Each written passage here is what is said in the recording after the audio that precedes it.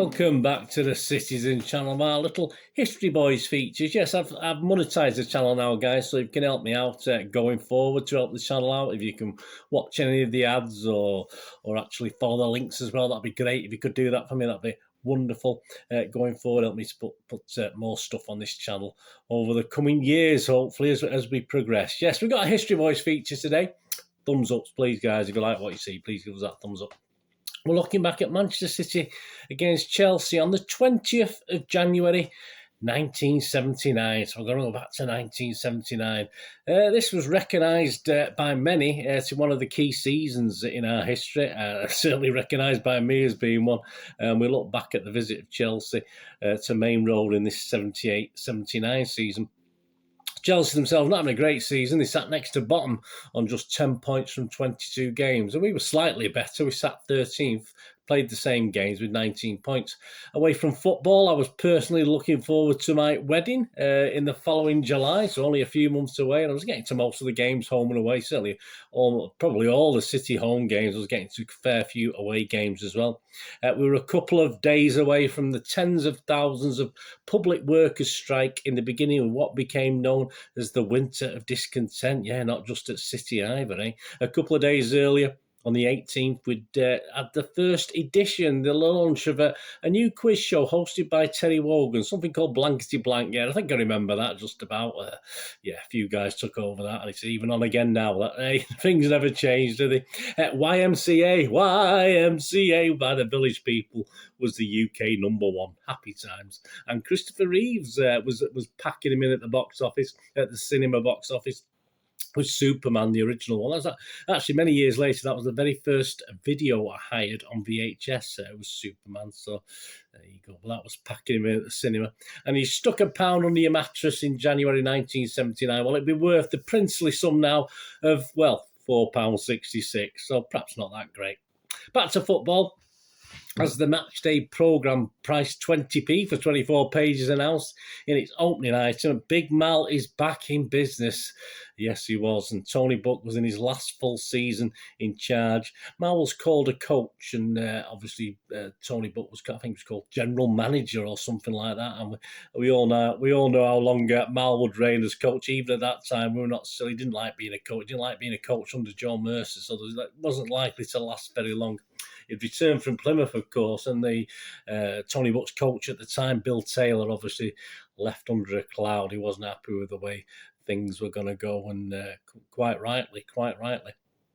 We were having a great run in the UEFA Cup. That was great, but the tilt at the title had dwindled, unfortunately. In fact, before this game, it was West Bromwich Albion top of the league on 34 points. And City's last win before this, I'm not going to say they won this either, City's last win in the league before this was actually back in October, 1914, October the 14th that season. As for Chelsea, well, Danny Blanchflower was in charge. He'd obviously had a brief stint at Northern Ireland. He'd left Tottenham Hotspur under a cloud of his own a few years earlier, and he'd only recently taken over the job. I think it was his 6th game in charge, and he was still getting used to things at the bridge and the players, etc. The weather was playing havoc with fixtures. City and Chelsea were only 4 games played on that day. Stan Gidson worked wonders to get this game on, which took place on a pitch that badly cut up as the game went on, was covered in a layer of snow. That was the idea, to leave a little bit of a layer of snow on to try and protect it as best they could. But a bally on ice, it wasn't really. Some good play, actually, some very good play, but it won't go down as a bally on ice, that's sure. Certainly as far as us were concerned, as far as City was concerned. The referee on the day was a guy called Michael Peck. I don't particularly remember that. The team lineups, Corrigan, Power, Donachie, Owen, Boove, Paul Futcher, Shannon, Dana, Kidd, Hartford and Barnes. And the sub was his brother Ron Futcher. Yeah, he actually came on 34 minutes for Tommy Boove. Chelsea, Benetti was actually in goal, but he'd been the 3rd keeper that Blanchflower had tried in his small stint. He wanted to try all the players to see if he can get good combinations. So he wasn't a young man then, obviously, Benetti's, but he was in goal. Wilkins, Droy, it was G. Wilkins, not the other Ray Wilkins. Droy, Wicks, Stride, Stanley, Harris, Mackenzie, Langley, Osgood, Walker, and their sub was a guy called Fillery. Attendance, yeah, 31,876, which wasn't bad, but it was about 8k down on the average, not helped, of course, by the awful weather. And the match report, we're going to go over to the match report in a minute. It was in the football pink, the wonderful football pink. And there are extended highlights of this game, about 12 or 13 minutes, well worth a watch, guys. And I will post a link and put a link on screen, etc. for that. And commentary, of course, by the wonderful, recently passed away Gerald Sinstadt that we all sort of grew up with here in the Granada region when we were watching football. And of course, that famous orange ball was utilised. Yeah, so rest in peace, Gerald, anyway. But it's nice to see him doing the commentary for this game as well. So the famous orange ball was there. And we have Mr. Steve Mitchell. So I'll go over to, I've edited it slightly, but this is basically Steve Mitchell's report for the football pink the night. Alisson's Manchester City are sunk by Chelsea was the headline, yeah. The interminable January weather continues to sweep across the UK with only 4 First Division fixtures beating the Big Threes. One of those was the clash at Main Road between City and Chelsea, and the treacherous playing surface only added to the drama as the team served up a 5-goal thriller. The home side were also without skipper Dave Watson this afternoon, Paul Power taking over the captain's armband. New City head coach, Alisson, yeah, Mr. Buck doesn't even get mentioned really in these articles. That just sort of shows how it was at the time. Was looking for his first league win after last weekend's 1-1 draw against Leeds, and his team took to early initiative against a side low on confidence themselves. Well, we knew that from the position. It was no surprise then when they took the lead thanks to a goal from standing skipper Power. Ron Harris, playing in midfield for Chelsea, failed to clear his lines, and when the ball fell to Asa Hartford, he passed to Power, whose shot gave Chelsea keeper Peter Bonetti no chance. It was a great dink, actually, by, this is me now, it was a great dink by Hartford and a superb finish into the roof of the net by Paul Power. Probably the goal of the day. The hosts weren't ahead for long, however, he carries on. When Tommy Booth was harshly punished for a foul on Osgood, up stepped Mackenzie, whose relatively weak free kick somehow squirmed under the body of Joe Corrigan, the City goal. It didn't actually score under his body. Actually, he's got his body to it, and it sort of just limply went in. A very, very poor from Joe. He seemed to have it covered, but he just sort of helped it into the net. I know it was cold, but Joe had a tendency to do that sometimes, just letting silly soft goals, even when he was at his peak, unfortunately. It was lack of concentration or whatever, I'm not too sure. The commentary continues. The hosts were nearly back in front immediately when a flowing move ended with winger Peter Barnes firing the shot, which Bonetti managed to gather at the second attempt. The visitors almost took the lead when striker Tommy Langley found himself one-on-one with Corrigan, the big England custodian, coming out on top in the battle of wits. Yeah, it was a good save, actually. A good save by Corrigan. He sort of got a little bit slightly made up for his earlier error with that one.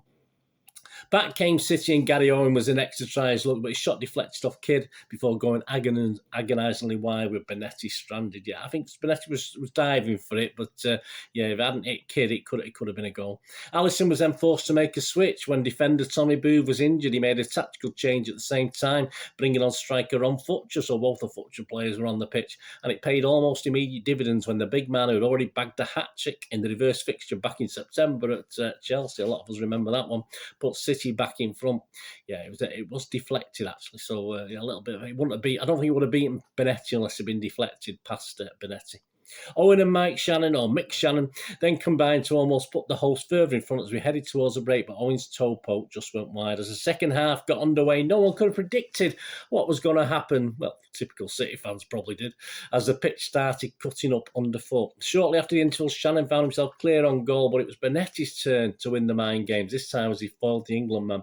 Owen then had an effort cleared off the line by Steve Wicks. Chelsea sensed they could salvage something, and when they were awarded a corner, which was swung in by Clive Walker, Wicks headed towards goal, and the ball was turned into net by Osgood. Yeah, a pretty scrappy goal, but not a lot Corrigan could do with that one, to be honest with you. It was just poor defending down the middle of the 18-yard box by City. Just a minute later, Chelsea went ahead for the first time when a City corner landed at the feet of Owen. The midfielder lost his footing and Langley robbed the ball, sending a long-range pass up to Walker, who found himself in the clear with the home defence split apart. Yeah, he picked it up just inside his own area, so he couldn't have been offside, but the defenders were left trailing. As Corrigan advanced out of his goal, again, didn't do too much wrong, the Chelsea front man coolly slotted on to give the visitors both points. Yeah, so it was pretty much from nothing, but a really well taken finish by the Chelsea player. So there you go, a 3-2 defeat for City. Very disappointing against a very poor Chelsea side. The goals was Power on 7 minutes, McKenzie for Chelsea on 15, Ron Futcher for City on 38. They were in 2-1 at half time, of course, and then Osgood on 74 and Walker on 77. We never quite got back into it. So there you go. It will be Blanchflower. Thanks for the report there. Yeah, so it will be Blanchflower's first victory as manager, but sadly for them, he never quite got to grips with his best team or his best set of players, and they actually finished rock bottom of the first division that season, and they only actually won 2 more games after this. So not very good. And of course, Blanchflower didn't last too long. He would actually leave Chelsea the following September. He didn't leave at the end of the season. He actually left during the start of the following season, but he hadn't lasted long, had he? Let's be honest, just over a season. As for City, well, the following week we were dumped out of the FA Cup by a team called Shrewsbury. I'm sure you all remember that. And the UEFA dream would also end at the hands of Borussia Mönchengladbach. So not great. And a league finish of 15th. We finished 15th in the end. Was not really what was expected from a team amongst the title favourites pre-season, which we were certainly in the late 70s. We were always amongst one of the top teams predicted to do well. Allison's influence, of course, Malcolm Allison's influence, of course, grew at Main Road. By the next season, Buck officially moved upstairs, Tony Buck, and the Allison revolution was in full swing, wasn't it, guys? And we know where that led us. And players Kidd, Barnes, Owen, Watson, Bell, Hartford all left us before the 79-80 season got underway. Absolutely devastation and shocking. Well, there you go.